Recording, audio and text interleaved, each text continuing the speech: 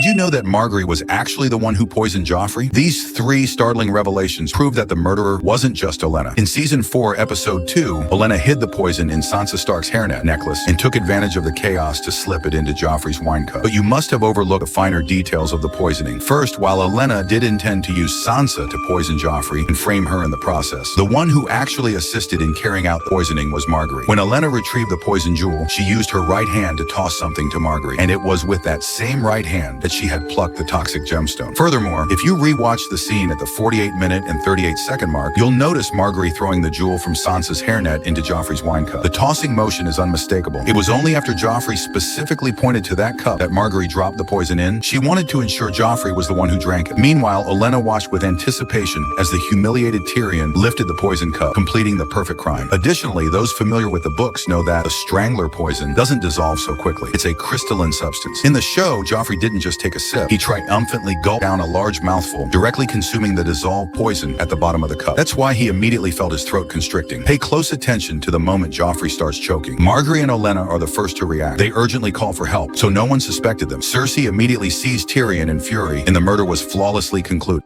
Tyrion is actually a Targaryen. He will ride the third dragon. Remember Tywin's last words to him before dying? "You're no son of mine." You are no son of mine. Notice what he didn't say. Not you traitor or you kinslayer. This is deeply significant. His lifelong cruelty toward Tyrion. Was it really just because the boy was a dwarf? The truth may be darker. Tyrion likely wasn't his blood at all. A hidden clue from Barristan to Daenerys in the books. Your father, the Mad King, was quite fond of Joanna, Tyrion's mother, in his youth. At her wedding to Tywin, Varys drank heavily and was heard saying what a pit the Lord's first night rights were abolished. Later, after Jaime and Cersei were born, Joanna brought the twins to King's Landing to thank the Mad King for his gifts. This visit came exactly 1 year before Tyrion's birth. Then Joanna died, birthing Tyrion, just as Rhaella died, birthing Daenerys, just as Lyanna died, birthing Jon. This is no coincidence. Dragon births claim their mothers. Look at their hair. True Lannisters, golden, Jaime, Cersei, Joffrey, Tommen. But book Tyrion, pale blonde, like Daenerys is silver. And remember Season 6's truth. Dragons don't lie when Tyrion unchained them. Their acceptance spoke volumes. No Targaryen blood, they would have burned him. 3 dragons were born. 3 riders must mount them. Dany rides Drogon. Jon rides Rhaegal. The third, it must be Tyrion. Littlefinger's one sentence that prophesied 3 deaths. A casual remark made to Robb and Aaron that became eerily prophetic. People die at their dinner tables, they die in their beds, they die squatting over their chamber pots. Joffrey died at the wedding feast, Shae died in bed, Tywin died on the toilet. At that time, Littlefinger was plotting to obtain the key to the north, Sansa Stark. After the War of the Five Kings, Sansa became the focus of contention for all parties. Various factions sought to bring the north under their control. When Sansa married Tyrion, seeing the key to the north about to fall into Tywin's hands, Littlefinger naturally grew very anxious. So he quickly formed an alliance with the Queen of Thorns. Together they framed Tyrion and took advantage of the chaos to spirit Sansa away. During Tyrion's trial, the woman he loved, Shae, betrayed him in court, giving false testimony, accusing him of poisoning Joffrey, resulting in his death sentence. After Jaime helped Tyrion escape, Tyrion sneaked into Tywin's bedroom, found Shae lying in bed wearing the Lannister gold chain. In a rage, Tyrion strangled her with that very chain around her neck, the second prophecy fulfilled. Then Tyrion burst into the privy with a crossbow, found Tywin relieving himself. Tywin tried to belittle Tyrion, but Tyrion fired back by pulling the trigger. An arrow pierced Tywin's chest. Thus, the third prophecy came true. One casual remark, 3 deaths accurately foretold. Not just coincidence, Petyr Baelish's profound understanding of power's patterns. As he said, chaos isn't a pit, it's a ladder. And these deaths became his stepping stones upward. Tyrion was the true killer of Daenerys. He was a complete traitor all along. Has no one questioned why this supposedly brilliant politician only brought decline to Daenerys' cause after joining her? Were his policies truly flawed, or was he always a betrayer? Recall that after Daenerys took Dragonstone, the Queen of the Iron Islands proposed an immediate joint attack on King's Landing with the forces of Dorne Highgarden and the Iron Islands. Yet it was Tyrion who dissuaded her, resulting in these allies being defeated one by one. Only after losing her allies was Daenerys forced to rely on violence. When Daenerys crossed the narrow sea with her Dothraki cavalry, unsullied and 3 dragons to conquer Westeros, Tyrion's basic strategy was send the unsullied to capture Casterly Rock while having Yara Greyjoy escort Alleria Sand to Dorne to gather troops, letting the Westerosi besiege King's Landing themselves. In reality, this caused the loss of Dorne as a key ally, complete severance of southern support, the effective handing over of Highgarden and Dorne to Cersei, plundering Highgarden's vast wealth, not only repaying the Iron Bank's debt, but having surplus to hire the Golden Company, greatly strengthening Cersei's position. Consider carefully, did Tyrion truly not know Casterly Rock's mines were exhausted? And who leaked the intelligence that allowed Jaime Lannister to relocate troops and wealth in advance? Tyrion knew his sister better than anyone. Even Sansa could see Cersei would never aid the North. How could he not realize this? His actions prove his loyalty, freeing Jaime and Cersei twice, openly supporting Jon Snow's claim after their deaths, manipulating Jon into killing Daenerys. He was the mastermind behind it all. From the loss of allies to the Dragon Queen's downfall, Tyrion Lannister orchestrated everything.